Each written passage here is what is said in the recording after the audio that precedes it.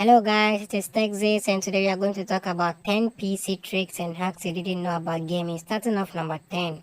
Starting off at number 10 is disabling mouse acceleration in the mouse settings. One of the most common suggestions we see for anyone looking to get serious about PC gaming, especially when playing FPS games, is this one thing. Just turn off mouse acceleration. How to do it? Super simple, even if the options are different depending on your system and setup. The most common place you can find to turn off mouse acceleration on Windows 10 PCs is by finding the mouse tab in settings, hitting additional mouse options, then pointer options, then unchecking enhanced pointer precision. Now, you might not notice a lot of a change when you're just using your PC. In fact, you might even want it on while you're just using your PC sometimes. But turning this setting off will make your mouse move much faster when you're playing games, so you'll need to adjust the sensitivity setting in-game for whatever you end up playing. And be sure to turn off any mouse smoothing settings while you're looking for the game's options as well. Just be careful. There's a lot of other tweaking you can do when it comes to using a mouse for PC games, but this is a simple trick that can quickly improve your aim. Just disable anything that they do to your mouse. And number 9, fix your refresh rate. Okay, so a higher refresh rate on your monitor means you can actually see every frame of the 120 frames per second game you're running. But so many people with high refresh rate screens don't even bother to make a simple change and end up with inferior gameplay experiences for basically no reason. So the simplest way to improve your refresh rate is go to the display settings and select additional display settings, and you'll see how many hertz your screen displays. Most monitors default at 60, but even without 144 hertz display, it's possible to overclock your display a bit and get a higher refresh rate. It's best done in your GPU settings, either through the NVIDIA control panel with a simple program called Custom Resolution Utility, which does literally what it says it does. You can test various settings and see what works best for you. Generally, if you've got a 60 hertz monitor, you'll probably only want to bump up the refresh rate to something like 75 hertz. Otherwise, you'll risk running into issues depending on how powerful your PC is. Like, try this at your own risk, but if you don't go too far over, it's pretty safe and your PC should switch back to its standard settings if something doesn't work. Either way, a higher refresh rate can make a game look better and feel better to play. And if your PC can handle it, there's no reason not to bump it up. And number 8, set the task manager to always stay on top of other applications. It's another simple thing that I wish I'd known about a lot longer ago. One of the most annoying things about PC gaming is when a game crashes. Usually the game will turn off, you get an error message or something, but sometimes, particularly with my luck, it seems like it just locks everything up. Even if you can turn on the task manager, the game seems like sometimes it forces itself into an always on top mode and you can't get to the task manager even if it's on. Like the game covers it up. So you end up having to do a hard reset on the computer, and that doesn't really ever feel good. So if you set your task manager to always stay on top, that means it'll appear first on your screen no matter what the game wants to do. So if something freezes and Alt F4 doesn't want to cooperate, then you should still be able to access the task manager. It's super easy. Just right click the taskbar, select task manager, click options at the top, and click always on top. Don't uncheck anything else, because when you close the taskbar again, the options stay selected, so it will work next time your game freezes up. Now, I come from a time when you could always on top a lot of different applications, and it slowly disappeared over the years, so I didn't think you could do this. I thought they just removed it. It's just an unavoidable fact that playing games on PC, you get freezes sometimes. Especially if you're like us, you're playing games that release in their buggiest forms. Like, we don't really get to wait until they fix games to play them. So this is something we see a fair amount, let's just say.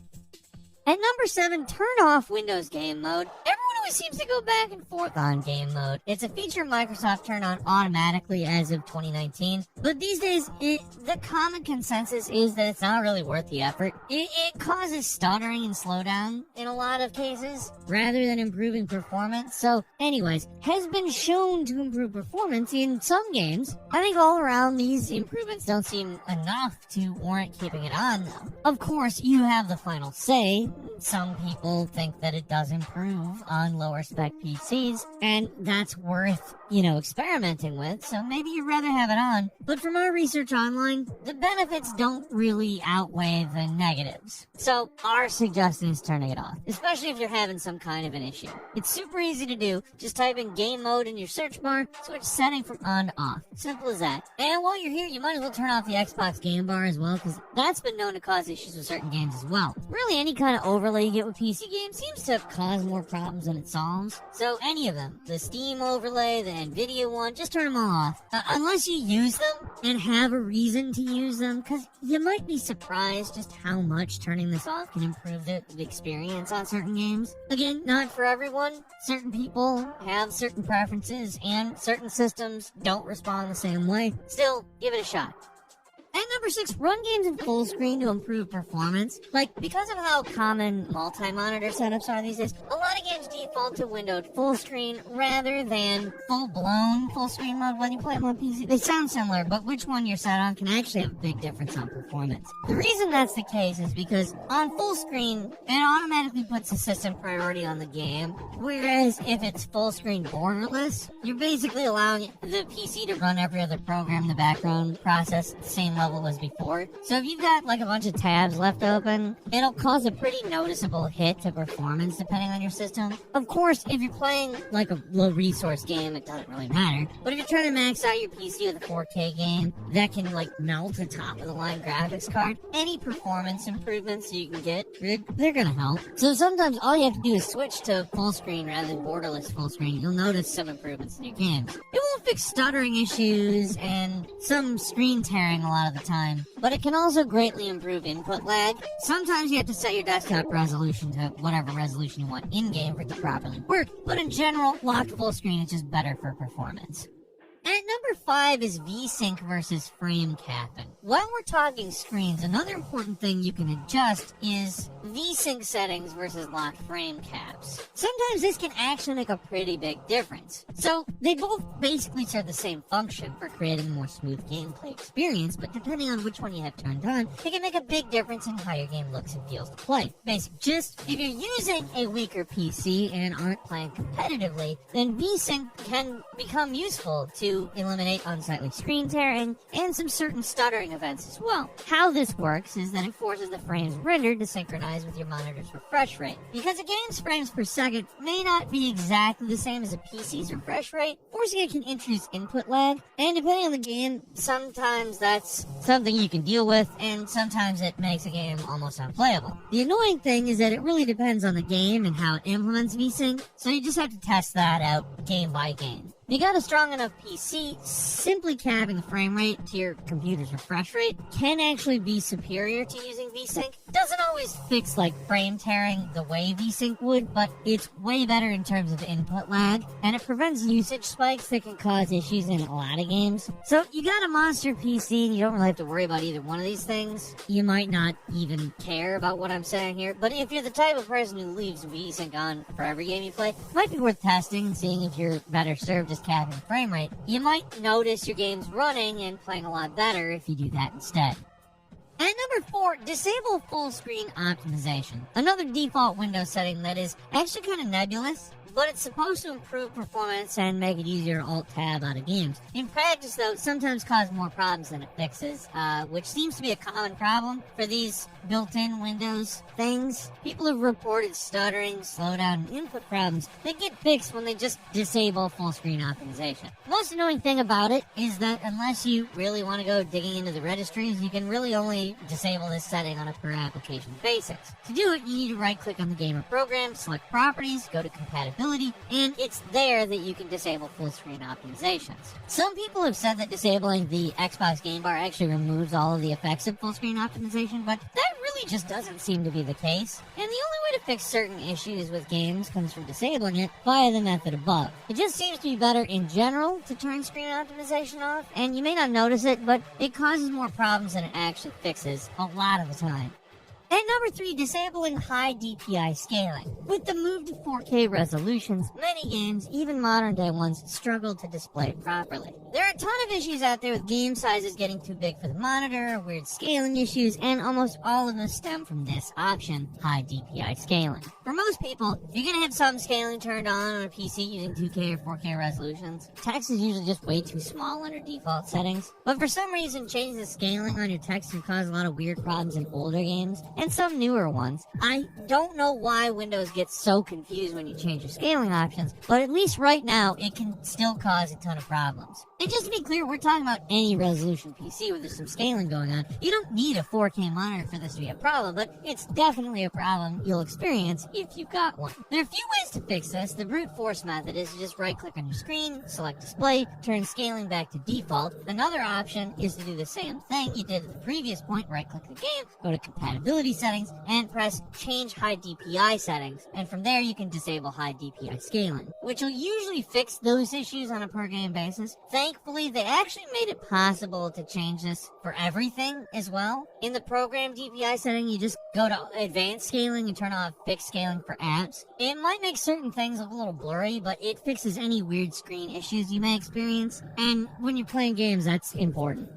At number 2, there are a number of things you can do to improve input lag. There's so many causes and effects of input lag, but there's a few things you can do to improve it. For one, make use of low latency mode and reflex settings if you have an NVIDIA card. Low latency can improve input lag significantly for DirectX 11 and older games, and you can find that adjustment setting in the NVIDIA control panel. Well, reflex is a purely DirectX 12 thing and can only be changed on a per game basis. If you've got a good enough PC, then these settings along with a G-Sync monitor can improve input lag a lot on PC. Of course, there's a lot of other things you can do too, like disabling power saving settings, playing in exclusive full screen only, turning off vertical sync, straight up just lowering your resolution, turning down graphical settings. The faster your PC can display a game's graphics without slowing the system down, the better your input lag is going to be. So if you want to be serious about playing online, adjusting some of these settings may make your game a lot more responsive. The main thing to keep in mind is that there's no universal settings that will always work for every game. Certain ones will benefit more from low latency mode, while other games you'll probably barely see a difference. You really have to experiment a little to see what works best, but in general, if you got a modern PC and you're playing newish games, low latency mode and reflex